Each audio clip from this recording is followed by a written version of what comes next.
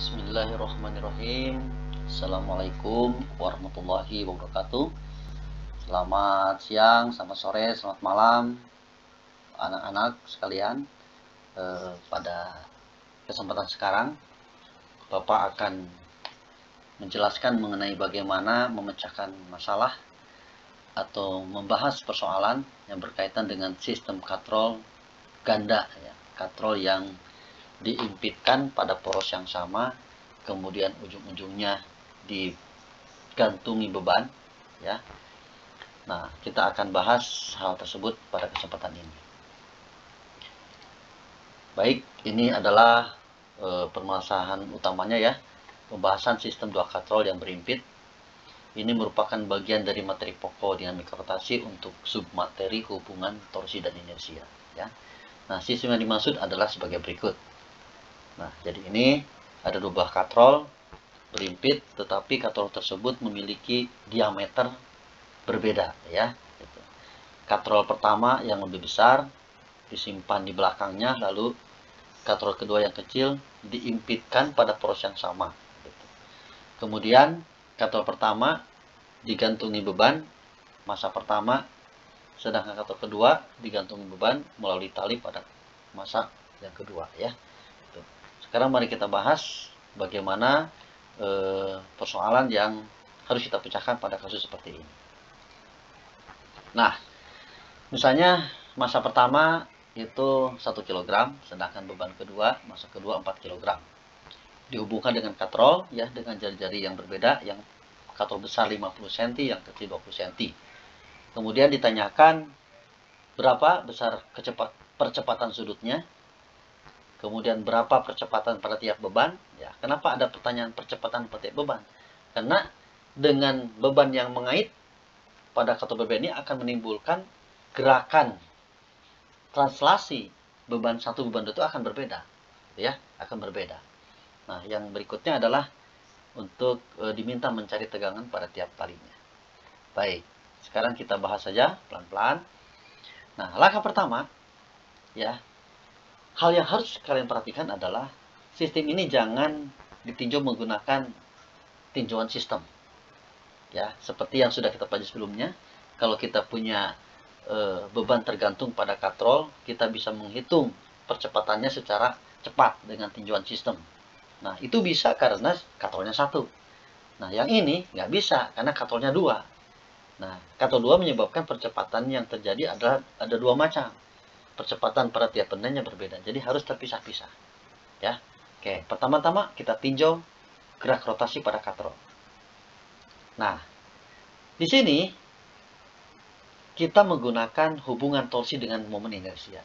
Jadi sigma torsi sama dengan I kali alfa. Nah, di sini lihat putarannya. Ada 2 gaya yang bekerja pada katrol ini. Gaya pertama T1 pada katrol yang besar, arahnya menarik ke belakang atau ke sebelah kiri. Sedangkan gaya kedua T2 bekerja pada katrol yang kecil yang mengarah ke depan atau menarik katrol ke kanan. Nah, gitu ya. Pada sistem ini, pada kasus ini, karena masa yang kedua jauh lebih besar dari masa pertama, menyebabkan sistem berputar ke kanan. Menyebabkan perputarannya searah dengan putaran jarum jam. Sehingga alfanya diberi tanda seperti itu. Nah, ini artinya dalam pengambilan torsi positif, torsi negatifnya adalah mengikuti arah tadi. Torsi yang bernilai positif adalah torsi yang searah dengan gerakan katrol. Gitu ya. Katrol akhirnya berputar ke kanan, maka torsi ke kanan yang positif. Gitu ya. Nah, maka torsi yang kedua yang berlawanan arah itu yang bernilai negatif. Nah, maka kita tulis torsi 2 positif, torsi 1 negatif. Sama dengan I alfa, inersianya sudah diberitahu di situ. Kita masukkan lalu dikalikan alfa. Nah, di sini torsinya langsung kita buka, ya. Kalian sudah masih ingat, torsi adalah gaya dikali lengan, gaya tegak lurus. Berarti untuk katrol pertama, katrol yang besar, maka torsinya gayanya T1. Lengannya R1. R1 ini kalau ditarik lurus ke kiri, itu akan membentuk tegak lurus dengan talinya. Sebab tali itu menyinggung tepat di tengah-tengahnya gitu. Jadi akan membentuk tegak lurus. Sehingga langsung saja T1 kali R1. Sedangkan untuk T2, untuk torsi kedua, T2 kali R2. Ya, berarti kita masukkan T2 R2 dikurangi T1 R1 sama dengan 1,59 alfa. Nah, kita masukkan saja karena sudah ada nilainya. R2 itu 0,2, R1 itu 0,5, maka kita tuliskan 0,2 T2 dikurangi 0,5 T1 sama dengan 1,59 alfa. Nah, ini menghasilkan persamaan 1. Ya, persamaan pertama. Baik. Selanjutnya, kita tinjau gerak translasi pada kedua beban yang tergantung, yaitu M1 dan M2. Nah, kita lihat satu persatu dulu. Kita lihat M1-nya dulu. Ya. Nah, perhatikan massa 1. Pada benda 1 ini bekerja dua gaya. Yang pertama, tegangan tali ke atas diberi. Kita beri nama T1, lalu berat ke bawah, W1. Dengan arah gerakan ke atas, maka kita gambarkan A1-nya panahnya ke atas. Nah, di sini kita tinjau translasi dengan menggunakan hukum Newton yang kedua. Ya, sigma F sama dengan M1A1. Ingat, A1, ada A1 ada 2. Jadi jangan M1A. Karena A-nya ada 2, ya, begitu. Nah, A1 langsung kita konversikan ke alfa. A1 sama dengan alfa kali R1. Kan sudah pernah kita pelajari di pelajaran sebelumnya. Nah, mana gaya yang bernilai positif? Ingat, dalam gerak translasi, gaya yang bernilai positif adalah gaya yang arahnya searah dengan percepatan. Berarti dalam hal ini T1 akan bernilai positif dan W1 bernilai negatif. Ya, maka kita tulis T1 dikurangi W1 sama dengan M1 alfa R1. Langsung kita konversi. Berarti T1 dikurangi 10. W1 itu 10 Newton karena masanya 10. Maaf, karena masanya 1. Ya. Sama dengan alfa R1. R1-nya 0,5. Sama dengan 0,5 alfa. Berarti, karena kita nanti akan membutuhkan untuk menyelesaikan persamaan 1, maka kita pindahkan komponen yang lainnya menjadi T1 sama dengan 10 tambah 0,5 alfa. Jadi kalian buat T1 sama dengan gitu. Oke ya. Baik. Nah, selanjutnya kita sekarang lihat beban yang kedua, ya. M2. Nah, perhatikan baik-baik. M2 gerakannya turun. Nah, itu artinya kita gambarkan arah percepatan yang kedua turun ke bawah. Maka W1 positif. T2 negatif. Ya. Nah, berarti kita tulis dengan menggunakan hukum Newton 2, sigma F sama dengan M2A2. Nanti A2-nya kita ganti lagi menjadi alfa R2. Maka kita masukkan W2-nya positif dikurangi T2, ya, maaf, yang ini maksudnya adalah W2 ya. W2 ini maksudnya kemudian sama dengan M2 alfa R2. Ya, gitu. Nah, P2 4 kilo, berarti massa 2 4 kilo, berarti 40 dikurangi T2 sama dengan 0,8 alfa. Dari mana? Dari 4 dikali 0,2 dikali alfa. Nah, gitu ya. Nah, seperti tadi halnya pada benda 1, maka kita buat T2 sama dengan. Nah, T2 sama dengan 40 kurangi 0,8 alfa. Nah, yang ini ya, yang ini maksudnya adalah ini W2 maksudnya ya. Ini maksudnya adalah W2. Oke.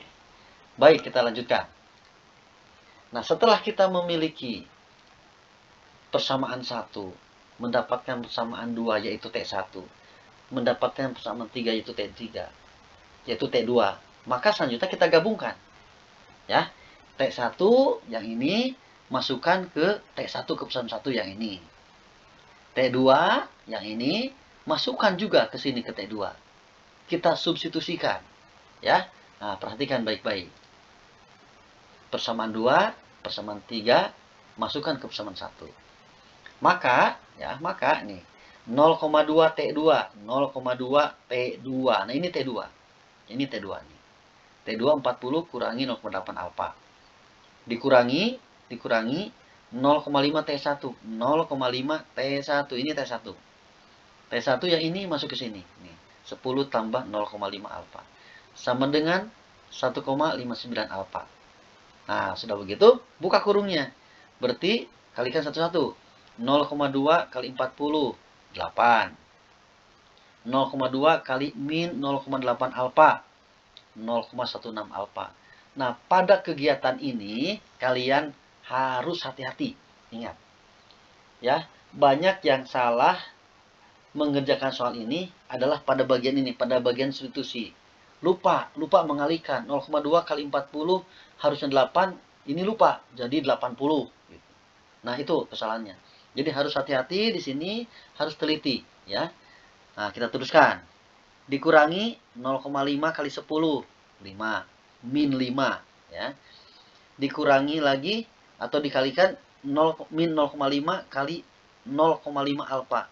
Min kali plus, min 0,25 alfa.